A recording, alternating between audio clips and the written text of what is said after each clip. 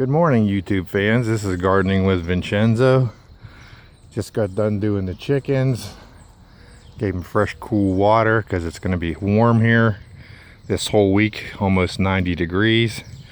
And I happened to come down here in my combination planting. And my combination planting, I see I have some tomatoes that are starting there, which is good. These are beefsteaks. And I have a variety of tomatoes planted. I have beefsteak, I have Rutgers, I have even the rainbow cherries, large cherries, and I also have the tomato to make sauce with, several varieties, including Marzano. And I happened to discover, as I look through here, because I thought, wow, these are really dense. It's like a jungle down here. So I thought I'd better stop and take a look. And I just happened to notice that we have some fruit down here. So I went and got a basket after I finished up with the chickens. And I'm going to harvest some yellow squash here. I see I got one right there. That's a nice one. Brought my shears down with me. I might just twist him off. I like to pick the yellow squash while they're not too big, but you know, big enough. Not a perfect, but I happened to notice as I was looking in here, we got some patty pans. Looking in the jungle here. Got a couple of patty pans actually.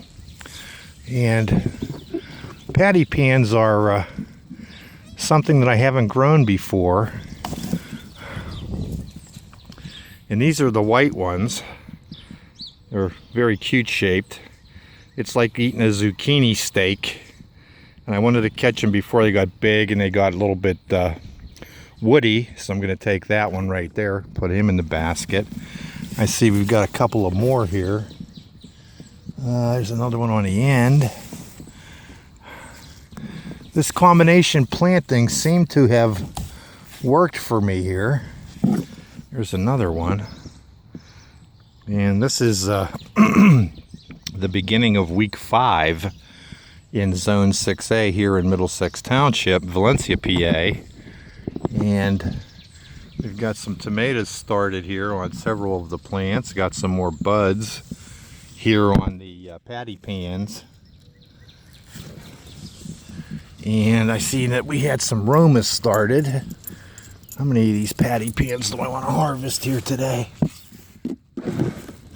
There's a couple there. That's another one. That won't work.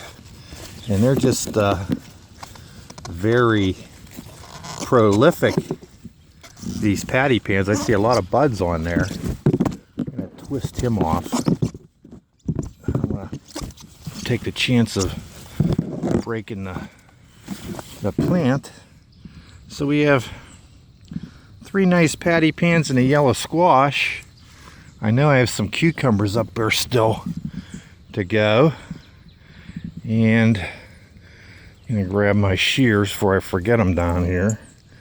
Where did I put those? Oh, there they are. On the ground, of course.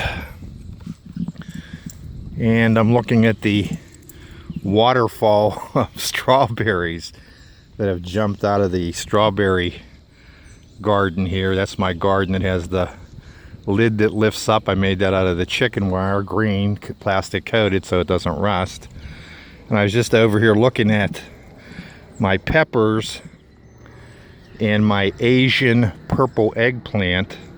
They finally started to grow. They were pretty tiny when I put them in. I have red Marconi peppers in here. They're really doing a slow growth. But everything else, because of the abundance of water, seems to be doing pretty well. Got a nice flower arrangement there for where the bird hotel is. They're up there watching me when I come down and water early in the morning. It's early here yet. Sun's just coming up. So I try to get out here because it's supposed to be hot all week, and I have other projects that I'm working on here. And the same thing, see, with the other strawberry patch. Have a waterfall of the runners coming out. Great way to do the perpetual strawberry, you know, strawberry fields forever. So things are looking pretty green.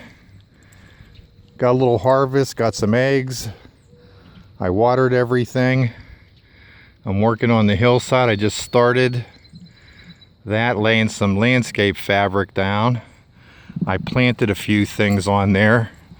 I have some rhododendrons. I had 2 of them that I lifted and put in buckets at the beginning of the season, and I've planted them using the pine mulch. There we got to start. I don't know whether you can see that very well, but I've started. Yeah, it got overtaken by grass. You know, neglect. You got to keep after things. So I planted a couple rhodies. I also planted a red azalea. What I want to do is take a branch or 2 off of this magnificent red rhodie, and I want to slide him under the ground on a long branch and see if he'll take up there on the hillside. I have the Shasta daisies starting to pop up. All my foxglove is turning to seed. I'll gather some of that seed and save that. There's varying colors here. That puts out such a nice variety of flowers, and the pollinators just love these foxglove. They are all over. You can hear them humming when you come down, and you need the pollinators. You know, we better start being aware of how dramatically we need the bees. If my son wasn't allergic to the bee venom, I'd have at least 2 hives here just to pollinate the fruit trees and the vegetable gardens, although they seem to be working okay. So we have some that are here. I have my dwarf fruit trees still in the buckets. They're doing very well. I have them in a partial sun area. I don't want them to bake in this heat. And my bird hotel down there, they're quite happy that I've left. They get upset when I'm down there watering. They just fly off in all directions and let me know they're not happy. But that's okay, because I make sure there's water. I make sure there's food for them. I have bird feeders in the winter time. I always feed them in the winter, all winter long. You know, there's nothing there for them to eat. And if they want to reproduce and they want to be healthy, you know, I make sure that they have sunflower seeds. I don't use the traditional mix. Sometimes I'll mix peanuts in with them, crushed peanuts with the sunflower seeds, and sometimes I'll even throw raisins in there, you know, so that they have a nice variety of foods. You can mix a little bit of the basic seed with them in the winter time. I try to give them a variety, keep them healthy. You know, we all have our part to play here in nurturing Mother Nature, because Mother Nature definitely nurtures us. So I feel blessed that I have the opportunity. All right, this is Gardening with Vincenzo. Early morning here. I can already feel that heat just cooking me already out here. I want to hurry up and get some more landscaping fabric laid and some mulch here. I have my big pile of mulch here for the hillside. We'll do it a little bit at a time. That's how things get done. Just a little bit at a time. Take your time. It's a good effort. It's a worthwhile effort. Alrighty. This is Gardening with Vincenzo. I've got one more table out here with all my hollyhock on it and the dwarf grapevine that I did up. He's looking good. I see that the chipmunk got in here again and planted another maple tree. I don't know what it is with him and the maples. Let me pull him out of there. Alrighty. Remember, Gardening with Vincenzo, we can save this planet. 1 yard at a time, beginning with your own. Grow as a person, plant a garden. And you are what you eat, and fresh is always best.